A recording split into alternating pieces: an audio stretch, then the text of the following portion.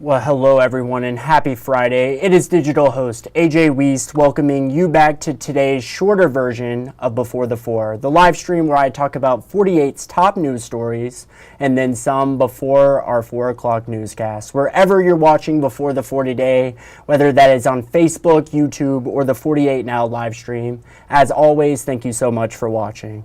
Now, starting things off in Huntsville, where police say they have new evidence on the missing person case involving realtor Ronald DeMa Jr. The case has now been upgraded to an active abduction.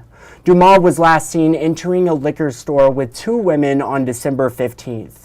Police say he left the store with them and appeared unharmed. As the investigation unfolded, police identified the 2 women and traced them to their apartment. Further investigation confirmed their connection to DeMa and revealed additional evidence of his abduction. Huntsville police says in a news release, and 48's Noah Cowell will have more from that news release and the family press conference that you just saw if you were watching coming up in our evening newscast. Now, staying in Huntsville, where a gun accidentally discharged inside a student's backpack at Challenger Elementary School yesterday afternoon. School officials with Huntsville City Schools says the incident happened during dismissal around 2:45 p.m.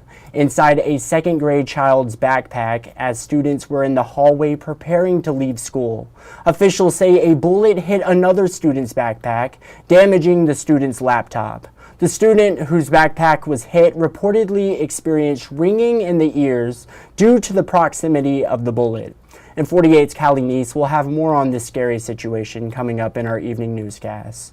And staying in Huntsville, where authorities are continuing to investigate a bank robbery that happened in downtown yesterday afternoon. Officials with the Huntsville Police Department told 48 that the Regions Bank, located on Madison Street, was robbed. Police say a male suspect handed a clerk a note and demanded money. After that, he fled the scene. According to 48 News crews, multiple vehicles with the Huntsville Police Department set up a perimeter around Clinton Avenue and Madison Street near the Regions Bank. Investigators continue to search for a suspect. But now, coming up after the break, we'll talk about what to do this weekend in Huntsville and a story that you're just not going to want to miss. It's all ahead. I'll see you in 1 minute.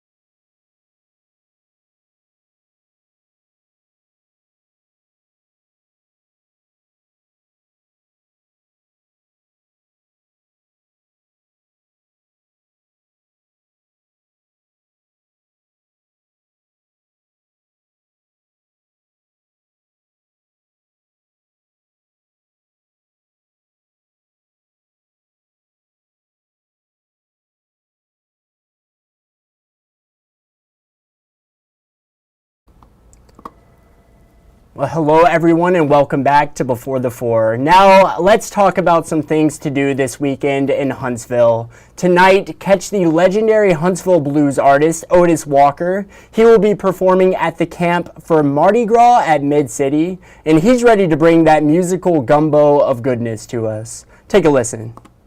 Oh no, the Otis Walker Band, it's a musical gumbo of goodness. First, what does that description mean to you? Well, I'm from Memphis.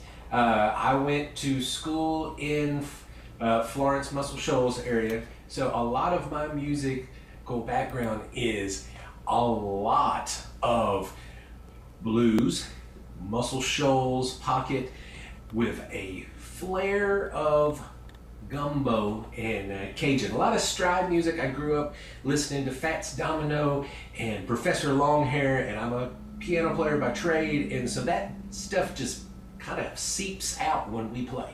And so we call ourselves a musical gumbo of goodness because we play several different styles, but you just never know what we're going to pull out at the time. Yes, and after tonight's show, tomorrow, another thing you can do is head out to Buried on the Mountain and learn about the Rosenwald schools for an interactive and engaging historical lesson about Alabama history. Yesterday, I spoke with Shauna Hyde. Take a listen. Here at Bird on the Mountain, we are, of course, a museum. We were actually the first museum created in Huntsville 70 years ago. We're actually really proud of that and celebrating our 70th anniversary this year. It was about 8-9 years ago, we decided that we would like to add a schoolhouse to our museum.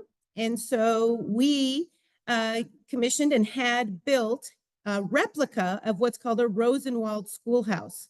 Rosenwald schoolhouses were built between 1912 and 1932 throughout the United States, from Maryland down through Texas, the southern part of the United States. They were built as a partnership with Julius Rosenwald, who was a philanthropist that worked with Sears and Roebuck, and Booker T. Washington, who was the president of Tuskegee University. And they partnership together because there was a real need, especially at that time, for schools in the South to educate African-American children. And so that's what they did. They created this partnership. They built over 5,300 of these schools throughout the South in that 20-year period. And we decided to put up a replica, and we do have one here on our site. We actually conduct field trips in it, where we actually do a day of school in 1918. And we also talk about the history and how important these schools were to educating a lot of people in the South. So we have the building, we do field trips, we do different programs. So as we were thinking about what we could do to help celebrate Black History Month this year, we decided to use our schoolhouse and to celebrate the Black workers, and especially those who were educated during this time in these schoolhouses. Of course, Awesome event there. Head on out to Buried on the Mountain tomorrow from 10 to 4. It's going to be an awesome time, and you're just not going to want to miss it. Also today, I spoke with NFL reporter Mike Jones about the Super Bowl coming up this Sunday. Mike Jones is a reporter at The Athletic. You can watch that full 48 Now interview right now. Just go to WAFF.com. You'll go to digital shows and then 48 Now. But awesome time today. That is all the time I have for today's Before the Four. But I want to thank you all for sticking around and spending just a little of your Friday afternoon here. I hope you all have a great weekend and enjoy tonight's evening newscast. You all have a great night.